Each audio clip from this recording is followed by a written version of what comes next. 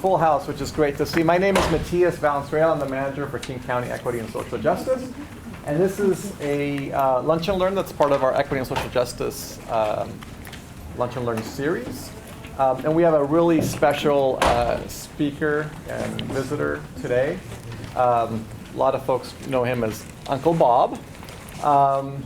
And we're thrilled that he agreed to be here with us. And this is, in terms of the context, it's for Asia Pacific American Heritage Month. That's the theme for this month's Lunch and Learn. And just brief bio, just a couple of sentences, because we could probably go on and on. But Robert Bob Santos is the most publicly recognized spokesperson and leader of the movement that began in the 1970s to preserve Seattle's Chinatown and International District. He served as president of Catholic Interracial Conference. He was a HUD regional director and was executive director of Interim and the ID from 72 to 1989, and then from 2002 to 2006. Many of you have heard him too. He was part of the Gang of Four, if you've heard of that, which was with Bernie Whitebear and Roberto Maestas and our own council member, Larry Gossett. Yeah. And really is a great example of cross kind of ethnic group alliance, really, that doesn't tend to happen very much around the in our histories and in the nation, but kind of Seattle has that distinction where we were able to have groups from different ethnic groups come together. So Santos will describe the local civil rights movement today in Seattle, and we'll talk about International District, the history, current demographics, and culture. And he will also address the previous threats of large public projects to the ideas such as stadiums and freeways. So welcome. Thank you. Bob. Hi. Are we okay? We are. We're being videoed for some reason. And she said, punctuate. This is my first time in this building, but when this building was about to be completed, Councilmember Bob Ferguson called me and asked me whether I'd be willing to serve on a naming committee for the building. So I said, I just don't join committees, and I don't like to go to a lot of meetings anymore. So I just said, how many meetings do you think we'll have? She said, it's up to the committee, maybe 3 or 4. I said, oh, maybe I can do that. Anyway, there was a woman named Vivian Phillips was on the committee.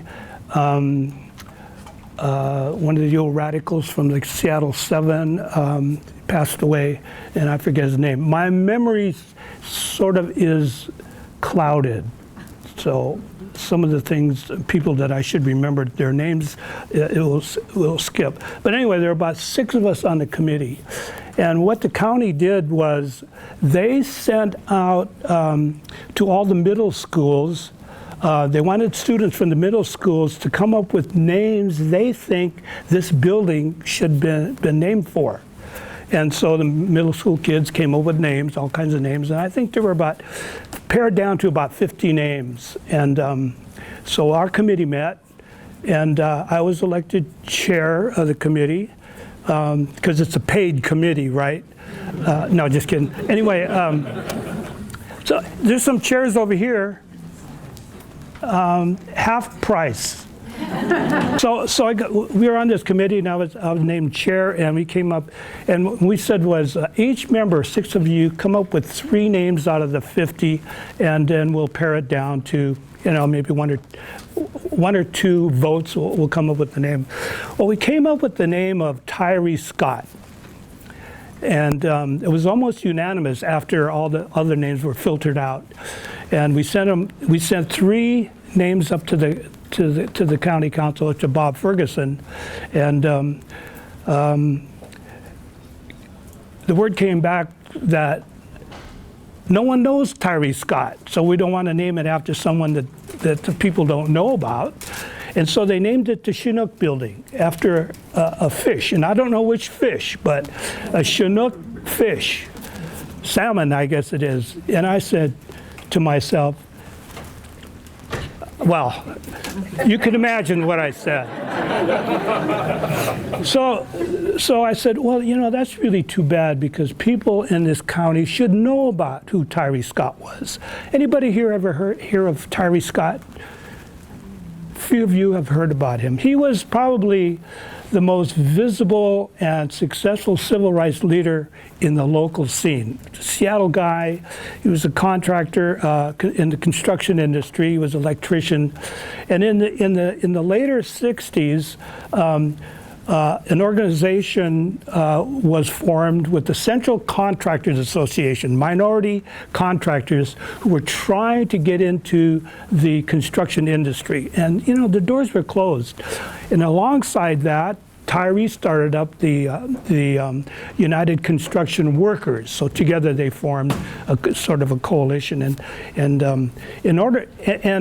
Tyree would go along and he'd identify jobs in the neighborhood when contractors were building housing, and he would go up to the superintendent. Hi, Cindy.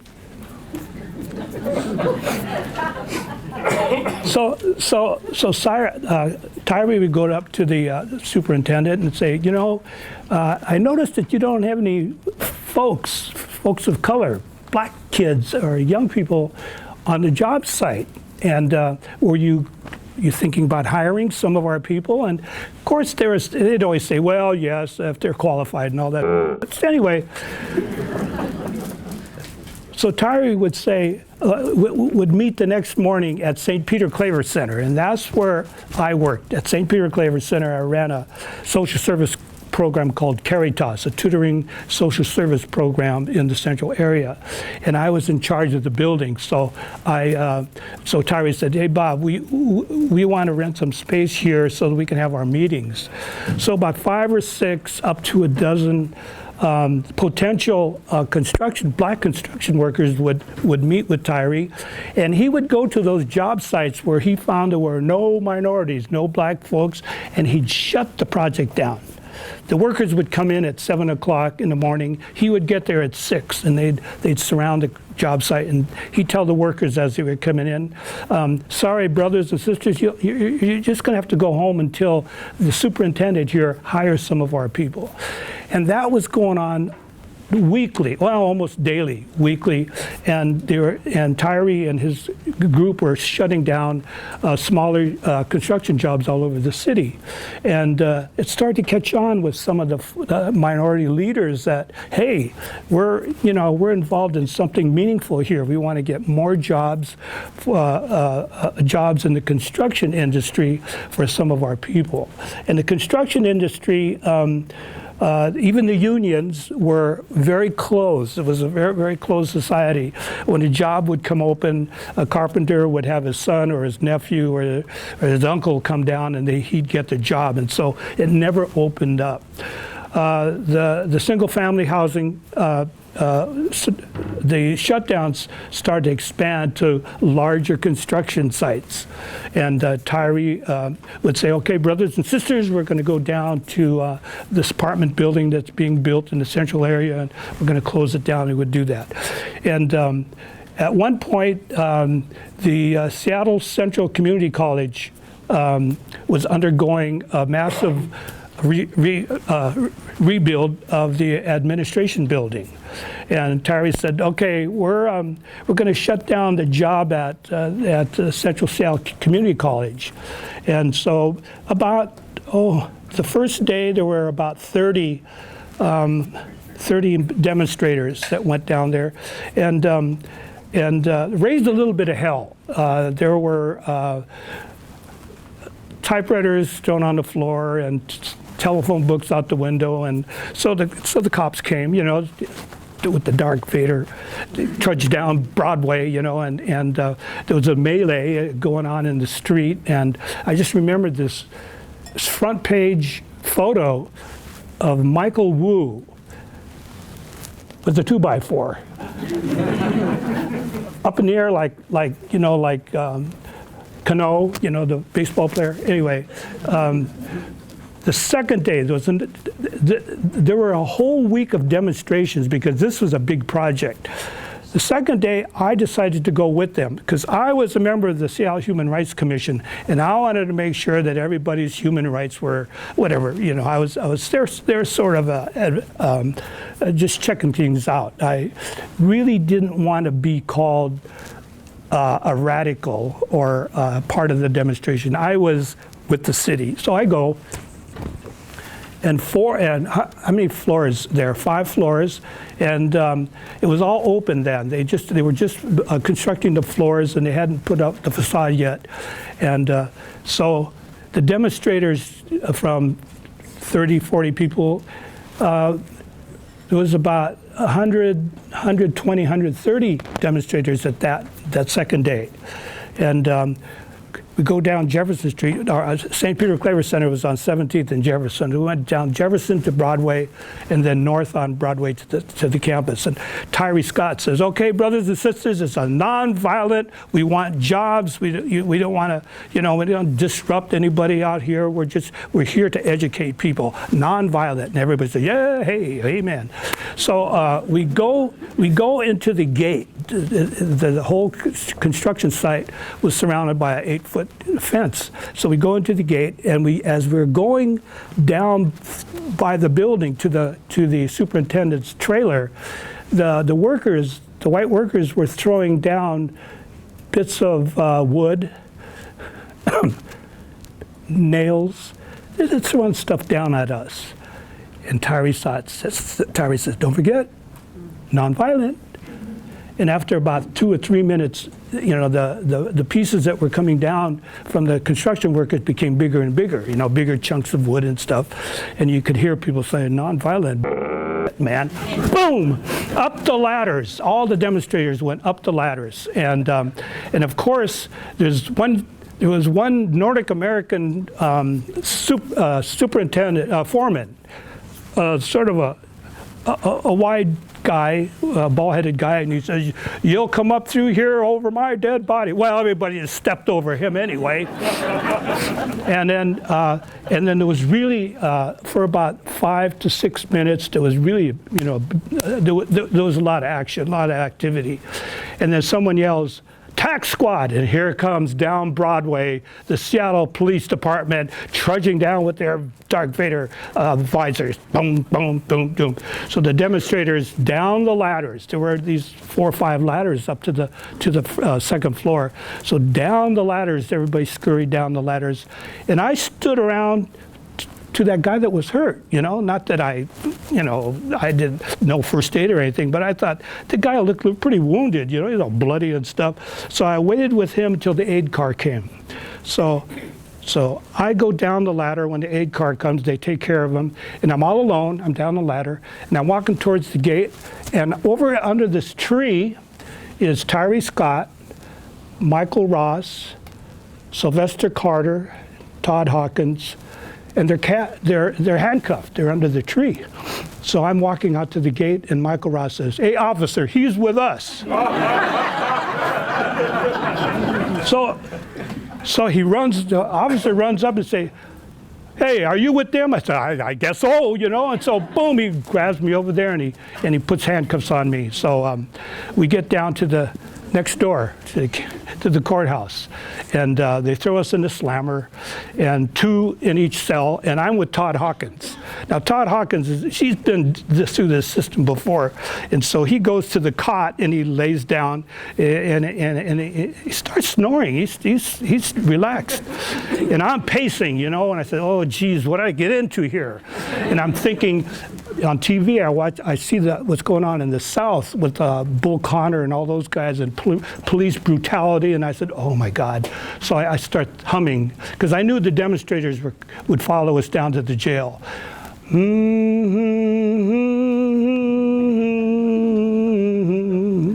We shall overcome.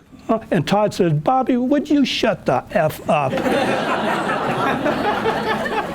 So I'm still pacing, and the arresting officer comes in and says, "Okay, we're going to have you sign citations. It's just like it's just like a traffic ticket, and then you guys can go." So I would jump up and I go to sign, and Todd says, "Hold it, Bob. we ain't signing nothing.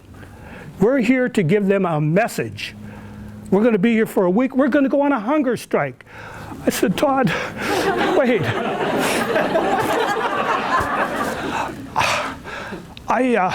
It's my turn to cook at home. And I have 6 kids, and my wife doesn't know I'm here, and so I have to sign. So I sign, and so I leave, and Todd's there. And the next morning, we go to St. Peter Claver Center, and it was front news that evening. And then on the front page of the Seattle Times, here we were, Tyree Scott, handcuffed, and I'm right in back of him, handcuffed. You know, and we go back to St. Peter Claver Center, and all these people are there saying, "Right on, Uncle Bob, you know, we saw you up there kicking ass and all that kind of stuff." I said, "Yeah, we were going to stay a week." We were going on a hunger strike. Anyway, that's after that I decided, well, if I'm going to get arrested by doing my duty as a county as a commissioner for the Human Rights Commission, I might as well become a radical or more of an activist. So that was my baptism into the activism, the civil rights movement locally, and I went to every demonstration after that Tyree organized. One time, there was one year where he brought a couple hundred of us out to SeaTac. Could you imagine us having a demonstration at SeaTac nowadays? Oh my God, it was fun. Anyway, we're moving into about the late 60s now, and I leave St. Peter Claver Center and I join the International District. The International District is going through all this development. Major freeway, I-5 was built through 2/3 of the district. I-90 was planned to the south of the district. And the Kingdom, the Kingdom that you folks built, not you, but the county decided to build a multi-purpose stadium to bring in football, National League football, baseball, and even the Sonics that was home for the Sonics for a couple years. And so those of us Asian activists that were in all the other movements, Black, Chicano, Native American movements, all the Asian activists, we sort of collected in the International District, and we talked about we have to preserve this neighborhood for the people who built it, our pioneers, our parents, our grandparents, who built their Chinatown, Manila Town, Japantown, called the International District. We have to fight to save it, because we saw too many other neighborhoods throughout not only Seattle, but throughout the country, where progress was always built at the expense of people who were actually living in those neighborhoods, the pioneers of those neighborhoods, and the neighborhood in San Francisco that I really looked at was the old Manila Town. And you all been to Chinatown in San Francisco, and there's Kearny Street, Chinatown, and towards the east of Chinatown, Kearny Street, is the financial district. 10 blocks of the financial district used to be Manila Town. That was completely wiped out. And about that time, there were efforts to save an old building called the International Hotel. Some of you have probably heard about that. And I'm thinking, and we're thinking, Ben Wu and I were thinking, why did they wait to the last building to fight to preserve rather than the whole neighborhood? And so we brought that idea back to Seattle and said, you know, we really have to preserve our neighborhood. There's too much distraction, too much construction, too much development that's happening in and around us, and it's scaring the hell out of the residents. Every time they turn around, they see a crane, you know, 2 or 3 or 4 or 10 cranes around the district. So we, the business community and the property owners, they formed the International District Improvement Association. It acted much like a chamber of commerce. And as the business people were meeting, the activists started to join them at their meetings. It's called infiltration. And at one point, we had as many citizens at these meetings than the property owners did, and we had some of our people hired or appointed and elected to the executive committee and key committees. And in 1972, I was hired to be executive director, and that wasn't happy times. Half of the businesses wanted the stadium. They said, well, we're going to have 60,000 people coming to our businesses. And the radicals and the activists said, no, it doesn't happen that way. Businesses start to cater to stadium goers and parking. When you come down to the International District on a Sunday for dim sum or lunch, you won't be able to find parking spaces because people going to the stadium will take up all that. And so that was actually that's what happened. I'm the executive director of Interim, the International District Improvement Association, and probably half of the business owners and the property owners left Interim. They didn't want to deal with the radicals. They didn't want to deal with the communists. They didn't like the attitudes and the disruption of these young people. But the other half stayed. People like Tomio Moriguchi, the president of Wajimaya, the Moriguchi family, Shigeko Uno, who was manager of the Rainer Heat and Power, Dr. Toda, Seattle Vision Clinic, and these other business owners and property owners stayed because they sort of dug the energy of the young people and the smarts of the young people. And the young people were doing research, they were writing proposals to get funding for the organization and for projects in the International District, and it sort of caught on. And so we would hold rallies and demonstrations, and one rally was up the street to HUD, Department of Housing and Urban Development. We wanted,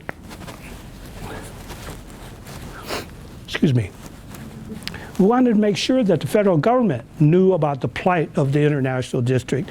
And so we occupied the HUD office for a whole afternoon. It was up on 2nd and Union at that time.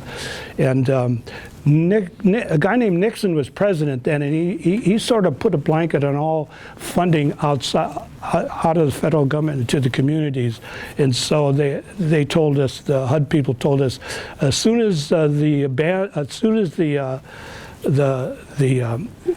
allocations are lifted, come on back, and then we'll talk about funding some of the housing in the International District. And our number one goal was to build housing or renovate old buildings for low-income seniors. Those were the first programs that were coming out of the federal government into the cities, turnkey projects and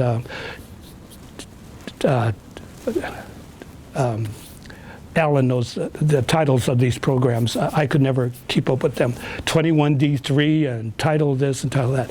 So when the ban was lifted, we started to get more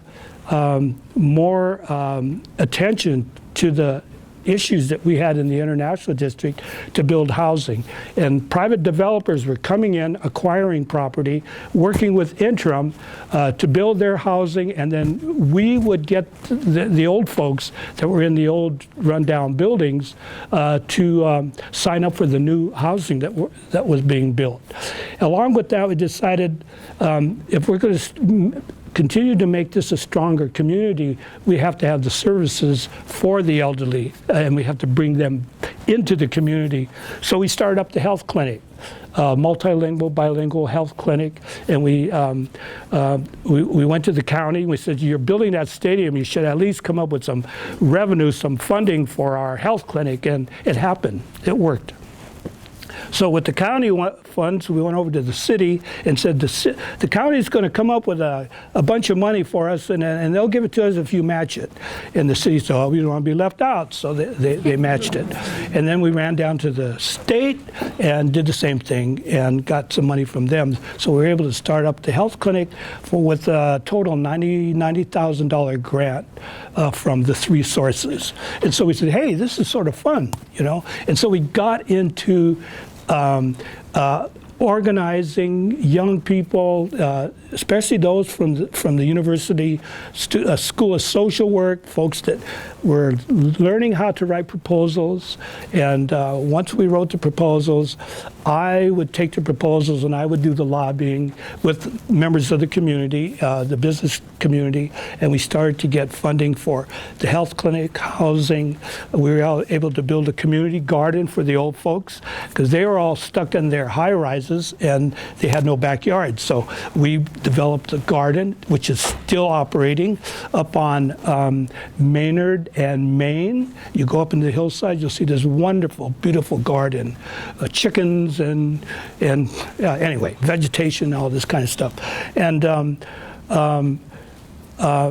the community started to come around, and the other businesses and the property owners started to realize that interim was a positive force for the community, and so we started to get more support from the business and property owners in the community.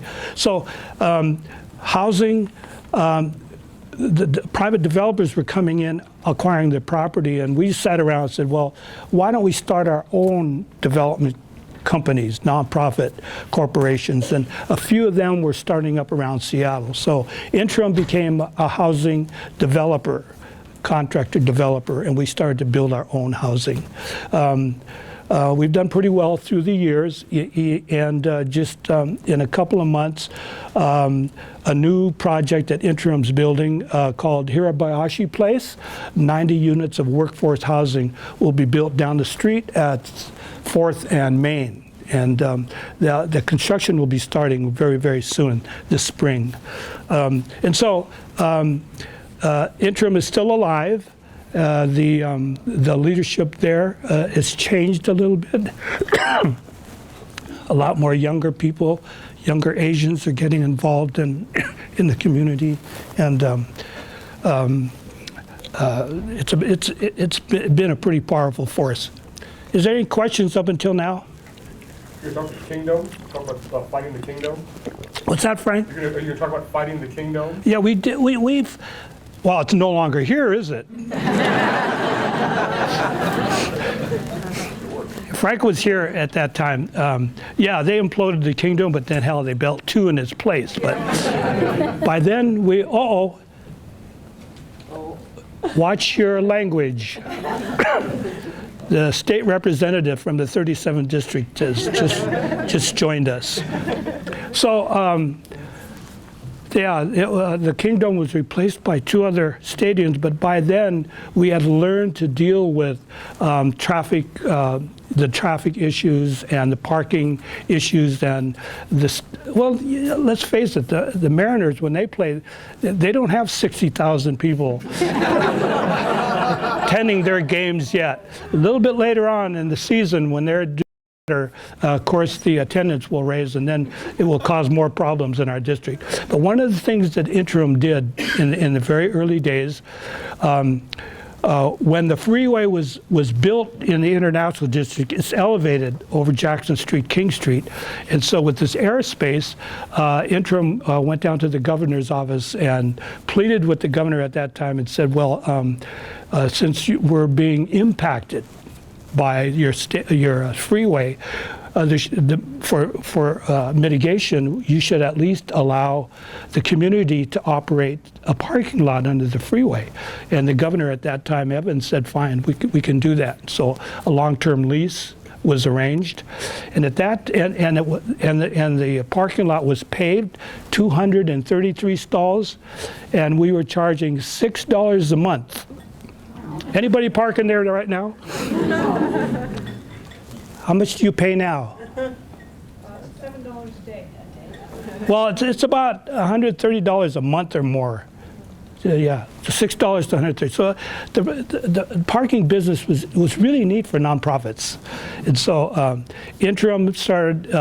We started the Merchants Parking Association. At one point, controlled 18 parking lots in the district. And don't forget, these are nonprofits. So when you park in the International District, bypass Diamond, there are a couple of places, and go to the merchants parking or the interim parking, and we'll treat you nice. Any other questions? Yes? I'm just curious, when you mentioned earlier about you didn't want to be radicalized in a way, but you kind of did.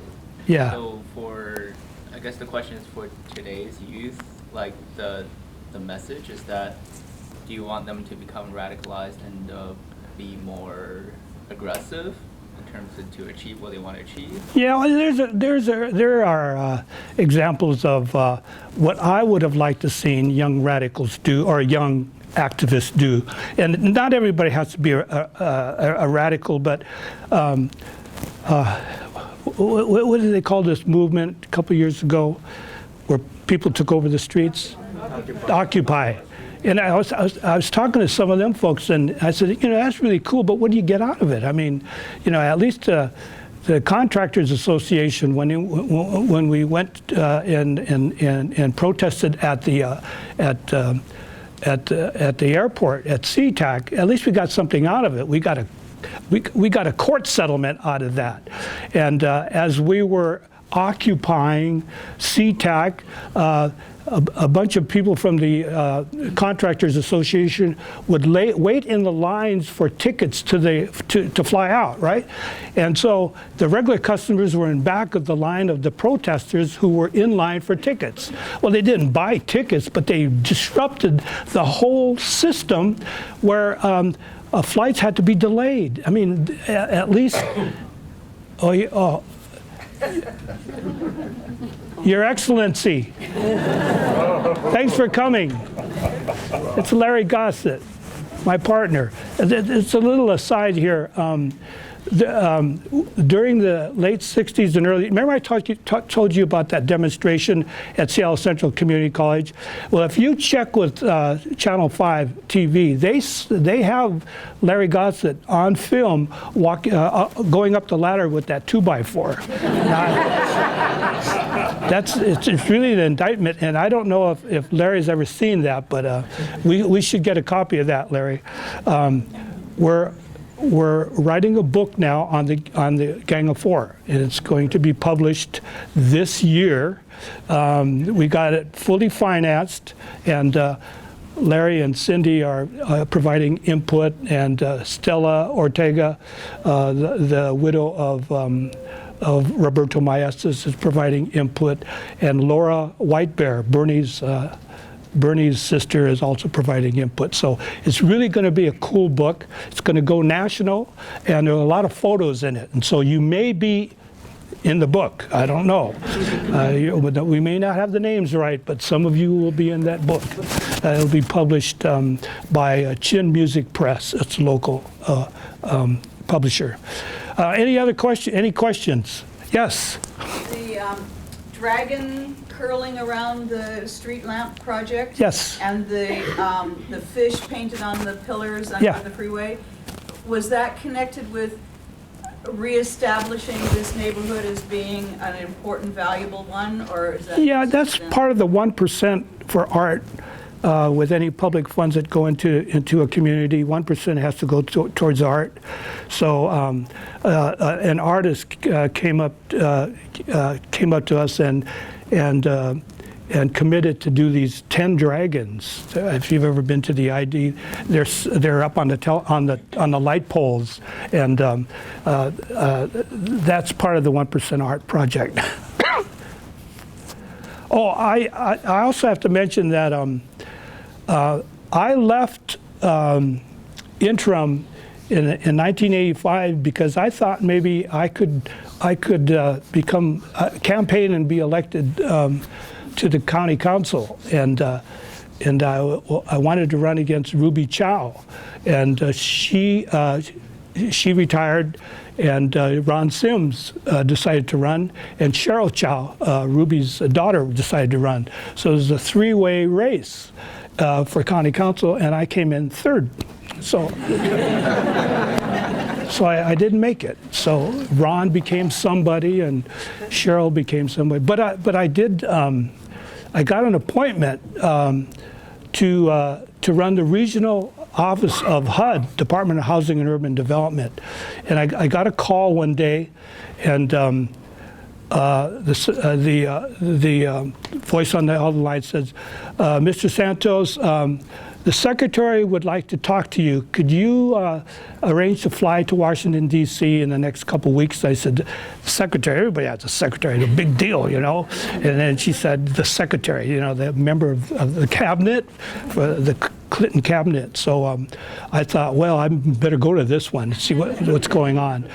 So and some of the programs that we had, our housing programs were HUD programs, but I didn't know one program from another. HUD had 200 programs. They all had, anyway, and 200 programs, and I knew 3 of them: FHA, public housing, and block grant. And that's all I knew. And so as I'm flying to Washington, D.C., I'm studying these 3 plus a couple more another HUD projects, because I wanted to show the secretary that I was sort of up to date on HUD projects. And so I go to the headquarters. You ever been to HUD? 10 floors of basement, right? It's an ugly building. Anyway, so the secretary's office is on the 10th floor. So I go up to the 10th floor, and I go into his office, and I said, "I'm Bob Santos, and I'm here to see the secretary." "I'm sorry, Mr. Santos, but the secretary is over at the White House right now." And I said, I sort of guessed that could happen. And she said, "Would you like to wait?" And I looked at my watch, and I said, "Oh, yes, I think I'll wait." Yeah, I came from Seattle, right? I was going to go back. So it's an 11 o'clock appointment, and he still hadn't arrived at, and at noon, 2 other guys come in with an appointment, and they're the writer and the photographer from People magazine. The secretary, Henry, has been nominated as one of the 50 most beautiful people in the world. So when they came in, you know, I stood up, you know, and they said, "We're waiting for Henry." I said, "Okay, that's cool." And so the secretary comes up, and he said, "Mr. Santos, I'm really sorry." And don't forget, on the way over in the plane, I'm thinking, if you're going to ask me a question, ask me of the three programs: FHA, block grant, and public housing. And so I'm up there, and he says, "I don't have much time, so come in the back into the office, and we'll just chat for a minute." So I'm thinking 3 programs. Just tell him, ask. And so he says, "Sorry I made you wait, but would you work for me?" And I started to tell him, "Yes, I know about FHA." And he said, don't you have to worry about that. You have to worry about that. All I have to worry about is if you say yes, we're going to do an IRS check, and then the FBI will do your background check. I said, "Oh, shit." There goes that job. So I says, "Can I give you an answer? I have to check with my wife if I'm going to, you know, move over to." And so he said, "Fine, you could just call me next week." And so I go home, and I said, "I got to go down to this HUD office and see what's going on there." So I go down to the old federal building, and I walk in, and I say, "Is that the director's office?" And Marge, the secretary, says, "Yes." She says, "Can I look in there?" And, you know, I go in there, and I just came from the PDA. I had worked with the PDA. I helped acquire the property for Village Square from Metro. And so we were involved in doing a large development for the International District Square. And so I go into this office, and Marge says, "This is the office, and this is the conference room. You go ahead, check it out." And I'm in this room, and he has all the furniture is real wood, you know, and that was impressive. And the American flag, a big desk, a Davino, and a coffee table, and the whole shelf is lined with books and stuff. I said, wow, this is classy. And I go open up this other door, and it's a conference room, as big as this room here, and the real wood conference table with plushy red chairs, really cushiony chairs on the other side, and a sink and what do you call that, microwave oven. And then I opened that other door, and it's the bathroom. It's a bathroom. I said, Mrs., whose is this? He says, well, that's the private lavatory for the director. I said, gets his own bathroom? And so at that moment, I knew I was going to get this job. I was going to take this job. You got parking. And it was the easiest job I've ever had, because when you're in a community, you have to be very creative, and you got to knock on doors, and you got to organize demonstrations, or you have to organize meetings, and you got to be prepared to go into these meetings and hustle for funds. And all of a sudden, I become a bureaucrat. And there are 500 people working in the region, and I'm director of the Seattle office, Spokane office, Alaska, Idaho, and Portland. And the first couple of weeks, I fly out to my offices, right? And they pick you up from the airport, bring you to the hotel, pick you back up, bring you to the dinner, and all that kind of stuff, and they bring you back to the airport. Well, I was in the Marine Corps as a private when I was very, very young. And the state director of the Idaho office, HUD office, is a bird colonel in the reserves. I said, gee, would you wear your uniform when you pick me up one of these days? I was so impressed with the type of people in the HUD office, really high-ranking military reserve people. Anyway, it's the easiest job I ever had. A lot of ribbons, and a lot of groundbreaking. And I said, is this all we do? He says, yes, we arrange your schedule and we fly you out, or we write your speeches and you do this. And they assigned me 8 people who did all that stuff for me. Now you got to like this. One person just does my reports, right? You all have to do reports, But one person is assigned to reports, another travel, and one's the media person, and a guy named Lynn Stoll was my right-hand guy, and he did everything I didn't want to do. So one day I'm sitting there, I'm going out to lunch, and I see all these tents, homeless people still on the street. And I come back to the office and I call the people together. I said, how much money does HUD allocate out to the communities in block grants or in grants? Well, in the state, Mr. Santos, $26 million. And then that's filtered out to the cities and to the nonprofits for homeless projects. I said, we still have homeless on the street. So I came up with this idea with the help of Linda Peterson from the county. We had a meeting at our office, and the city there were areas of City Hall, I guess, where there were homeless people were able to sleep at night. The county had a section here in the building next door where homeless people. So Linda says, Uncle Bob, what about the federal government? Oh, you guys like to pitch in? I said, oh, we can't do that. Oklahoma City bombing just happened, and our security is really strict. So driving home that night, I said, that's a bullshit answer, man. And so I called Jay Pearson, and I said, Jay, come over to the HUD building, federal building, and let's see if we can open up a shelter in one of our buildings. And Jay came over, and we were able to find a spot next, a receiving area next to the dock. They had these garage door openings, and it's the same floor that we had the showers, and there's bathrooms, and we opened up a shelter for women, homeless shelter for women who were the most vulnerable on the street. Now, when we came up with this idea, it was a local idea, and Henry Cisneros, the secretary, had a conference call every Monday morning, 9 o'clock DC time, 6 o'clock our time. So I'm in my little jammies, you know, with coffee, and I get this conference call. And during the conference call, Henry says, "What's going on in Northwest there, Uncle Bob?" I said, "Mr. Secretary, we have a chance to open up a homeless shelter in the federal building. Who on staff should I talk with?" I didn't ask him yes or no. I just said, "Who on staff?" And there's a delay. I said, "Mr. Secretary, who on staff?" He said, I hear what you're saying. He says, "Maryland." I said, "We got it." So all we had to do was check with the other tenants in the building to see if they would okay their building being used. And there were about 4 other federal agencies in the old federal building.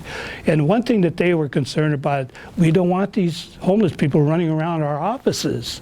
And I says, we'll find a way to secure the rest of the building, and we'll keep them in one area and not to worry. And he said, okay.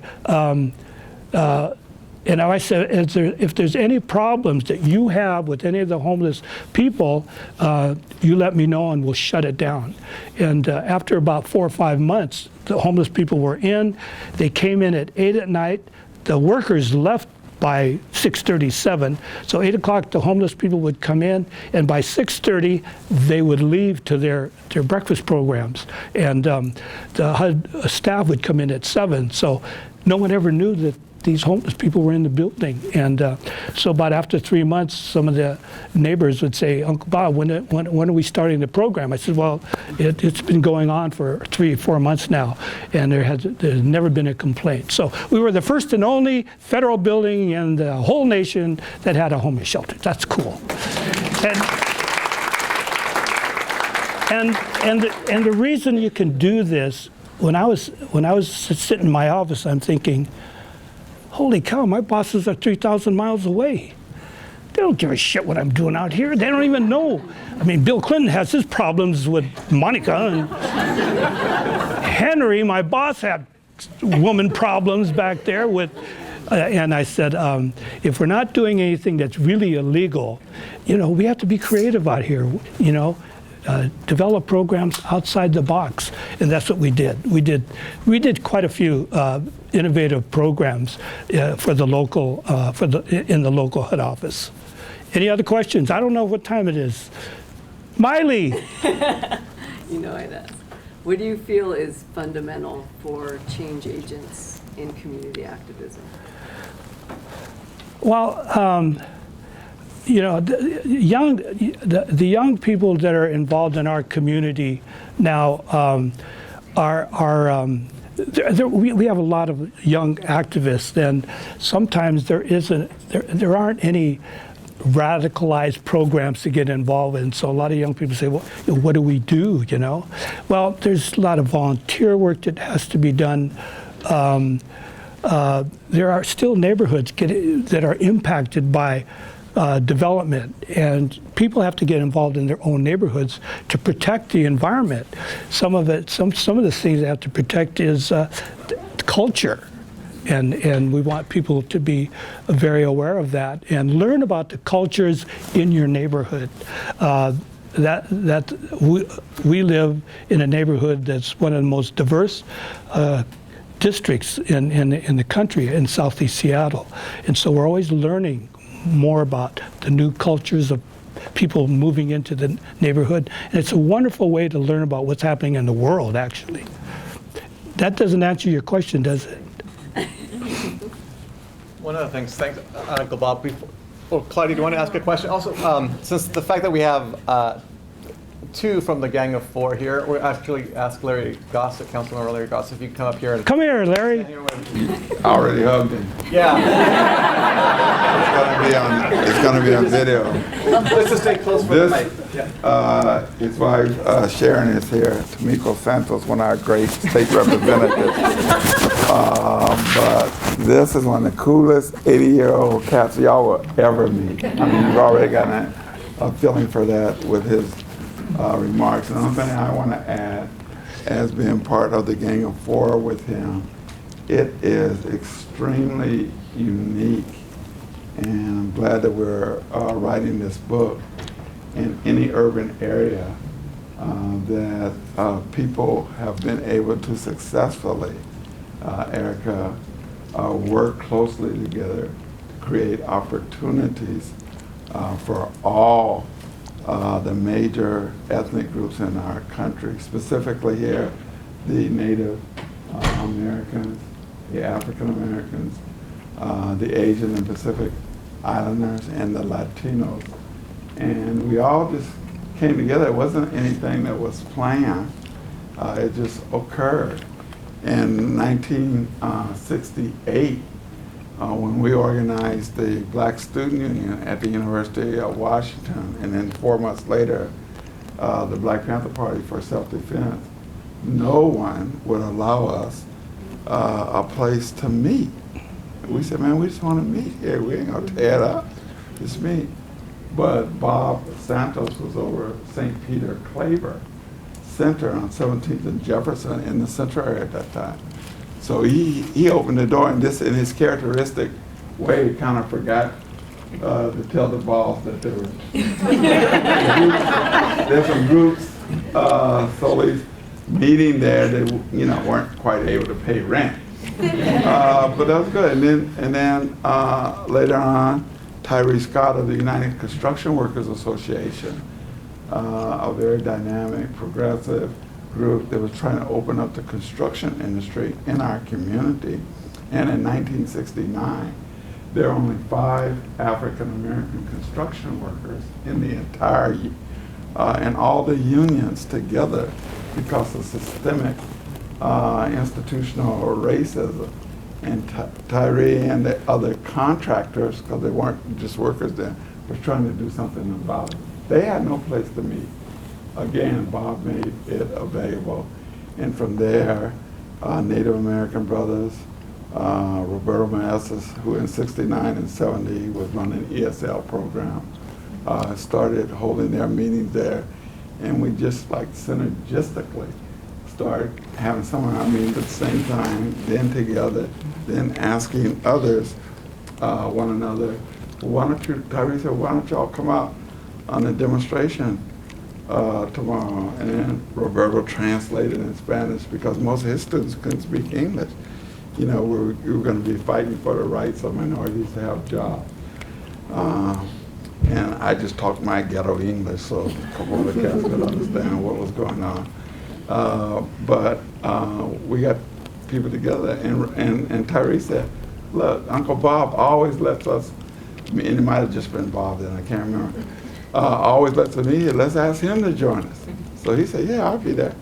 And we started having multiracial efforts to close down construction sites here. Long story short, by 1972, Judge Lindbergh, because of the tremendous pressure of hundreds of people every month going to jail, multiracial, the powers that be could not divide it.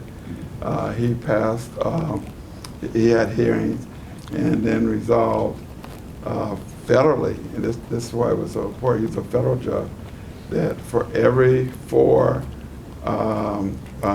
apprenticeship new admittees into the painters, the electrical, the bricklayers, and the carpenters, and there's 5 of them, that 1 in 4 would be African American, because the issue was all around African American, not the other minorities that were helping us close down a site and go to jail. But after that, we really start working together. It's been phenomenal. It's made a tremendous difference throughout Martin Luther King Jr. County, and cats like Bob are absolute treasures because of the work that they've done. But with him, it's the humor and his coolness. I went to his 80th birthday party, and this cat danced more frequently that night. Sure. Yeah. Oh yeah, there's his wife. Then anybody in there, how you going, all the rest of us younger than him, he gonna dance more frequently with more women, smoother than everybody there. So this is a very unique person. I'm very proud of having the opportunity to be part of the very historic and important Gang of Four with it. I'm really happy that he was able to join us here in King County on today. Thank you. Thank you, Larry.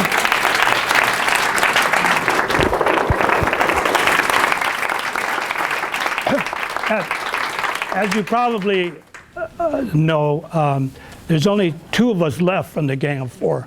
We lost Bernie quite a few years ago, and Roberto. You know, Roberto, he led about 40 delegations to Nicaragua. And I always point to Roberto because I think he's the one person that kept the Reagan administration from invading Nicaragua, because we had more people, right? Ramon was chair of El Centro for many years, but we had more people visiting on delegations to Nicaragua than the military. So they couldn't invade. There were more of us Americans down there than the U.S. government and the Reagan administration really cared for. So we give Maestas a lot of credit for keeping the peace. All right, so with that, I think, folks, we finish at 1. We have to finishing our lunch hour here, and what a treat to have Bob Santos here. So let's give him a round of applause.